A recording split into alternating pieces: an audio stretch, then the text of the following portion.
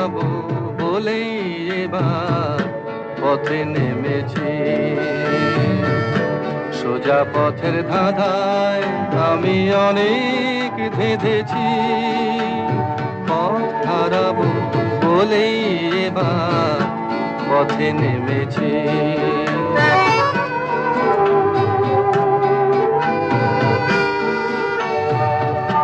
নিষেধের পাহারাতে ছিলে